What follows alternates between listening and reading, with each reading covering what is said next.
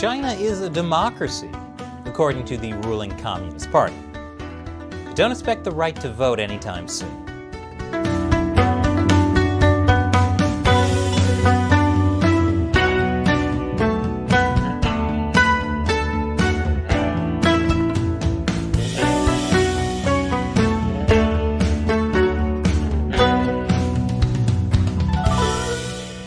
Welcome to China Uncensored. I'm Chris Chappell. Did you know China is a democracy? It's not just a democracy, it's the best democracy. Now, if you're a regular viewer of China Uncensored, you might be thinking, wait, what? Because you know China is an authoritarian one-party state. But what you don't know is China's authoritarian one-party state has the best democracy in the world.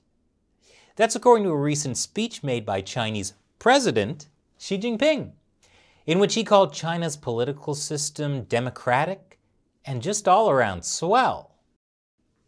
Just a reminder that Xi Jinping is a man who calls himself president without having to actually be elected. If you're confused by this, that's because you're thinking of the regular kind of democracy, defined as a form of government in which people choose leaders by voting. But China's not like a regular democracy. It's a cool democracy. And in a cool democracy, you don't need to vote. No, seriously, you don't need to vote. So what's a cool democracy? I'm glad you asked. It's a whole process democracy, in line with socialist consultative democracy with Chinese characteristics. Don't know what that means? Neither does anyone else. Which is why, after Xi Jinping made that speech about whole process democracy, Chinese state-run media had to run a bunch of articles explaining it. You see, whole process democracy is a form of democracy that emerged thanks to the development of socialism with Chinese characteristics, and continues to develop along with socialism with Chinese characteristics. Are you still confused? That's because you're a Western observer who's just stereotyping democracy, man. You can't understand democracy from a new perspective. But I understand it. You see, whole process democracy is about the people. Everyone knows that any country with people in its name, like the Democratic People's Republic of Korea or the People's Republic of China, really cares about people. It's in their name. As Chinese state-run media says, the Chinese Communist Party was established with the mission to pursue happiness for the people, and over the past 100 years has stayed true to its original mission and put people high on the country's political agenda. And as proof of how much the party cares, the model of democracy China has been exercising is not only one designed to serve all people, but is also one that is present in the whole process in people's lives. Yes, in China, democracy is everywhere in people's lives. It's always watching you. See, China's democracy is not like a stupid Western-style democracy, which becomes highly representational during elections, but once the elections are over, democratic practices start declining. In comparison, whole process democracy tries to integrate democracy into the whole process of public life. Yeah, in a cool democracy, there are no meaningful elections. You don't need elections if you have democracy. Think about it. In fact, in China, there's so much democracy, there doesn't need to be any democracy. More after the break. Welcome back. Chinese democracy. It's not just a long-delayed Guns N' Roses album. The Chinese Communist Party is launching a propaganda effort to redefine democracy. A big part of that is criticizing Western liberal democracies and their direct elections. For years, the Chinese Communist Party has pretended to have elections. There's an entire Wikipedia article about China's electoral system. I mean, look, there's Chairman Mao voting. How democratic is that, am I right? China does not have direct elections for government or party officials, but China does have elections for some local village committees and some local people's congresses. How it supposedly works is that people vote for the local People's Congress. Then the members of the local People's Congress vote for regional People's Congresses. Each People's Congress votes for the next level up until the National People's Congress, or NPC. But how it actually works is the Chinese Communist Party committees at each level pick the people who are allowed to run for the Congress at each level. So if the candidates are all pre-selected, voting becomes almost meaningless. And the elections are, well, rigged. A perfect example of this is how the NPC supposedly elects China's president. But the president is actually picked by the Chinese Communist Party months ahead of time, because they pick the head of the party, who then always becomes the president. Which leads to hilarious things like this in 2013, when all but one person voted for Xi Jinping. That one dissenting voice is just to show you the election totally wasn't rigged. But since most people don't know how China's system works, you get misleading headlines about Xi Jinping being elected or re-elected president. That makes China sound like a democracy, right? Here's what happens when people try to actually run for local elections in China without the backing of the Communist Party. Back in 2011, Qiao Mu, a journalism professor at the prestigious Beijing Foreign Studies University, tried to run for his neighborhood People's Congress. Qiao was a Communist Party member, but he wasn't endorsed by the party to run. Instead, he tried to run as an independent candidate, which is allowed according to Chinese law. His proposals were strictly non-political, such as moving a smelly garbage collection site. But his department's party leader urged him to withdraw, telling him, "What you have said about democracy has made the authorities very angry." You see, the problem with Qiao is he believes in democracy and says so, out loud. You can't have someone like that run in an election. Qiao collected 50 times the number of signatures required to get on the ballot. But his university said 2 university officials had gotten even more signatures, so they would be the only names on the ballot. Then Qiao tried to start a write-in campaign, but his student volunteers started quitting. Some said that school officials had telephoned their parents, warning them that their children were engaged in illegal activities. In the final weeks before the vote, Qiao's telephone calls were monitored, and 2 security officers tailed him.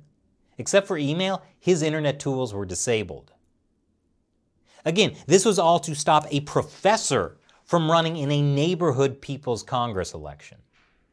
Sometimes I think Communist China is like Kafka and Orwell had a baby. A really disturbing baby. Needless to say, Qiao Mu didn't win his election. Then in 2014, Qiao was banned from teaching at his university. And 3 years later, he left China for the US.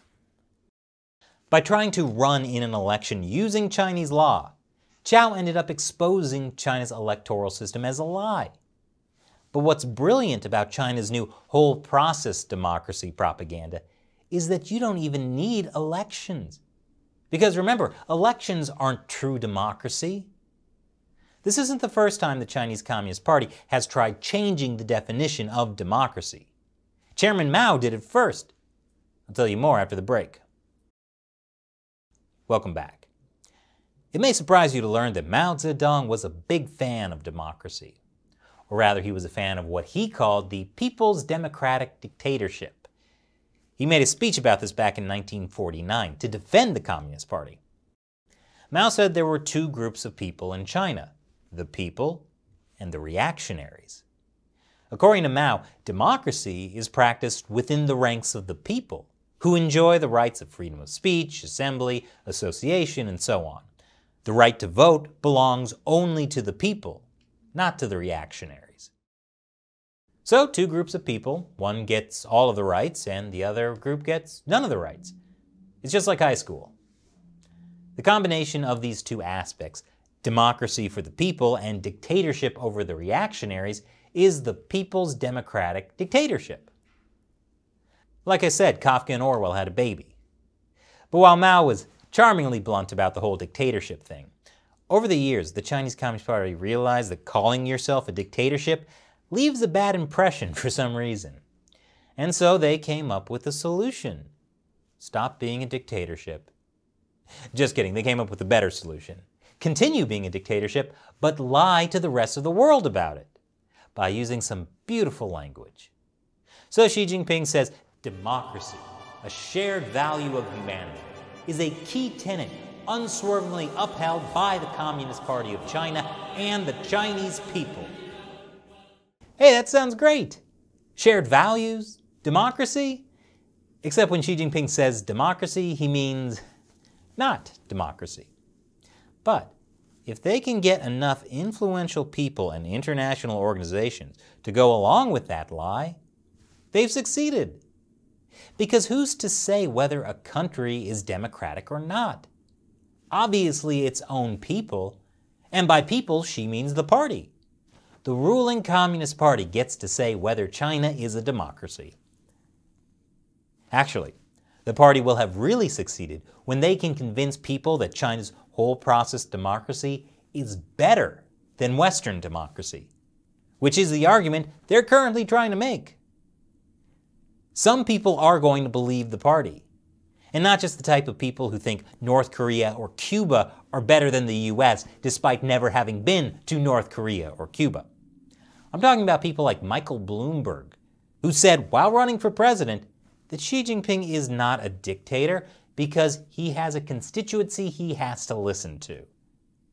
That's not too far off from arguing China is a democracy, just a different kind of democracy than America.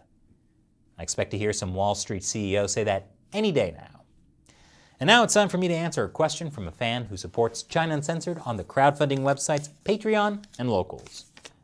Gwerkin Fenical asks on Patreon, I was wondering if you, or probably more so Shelley, since all Asians are apparently owned by China, per the CCP, if you guys were worried about reprisals while in the US.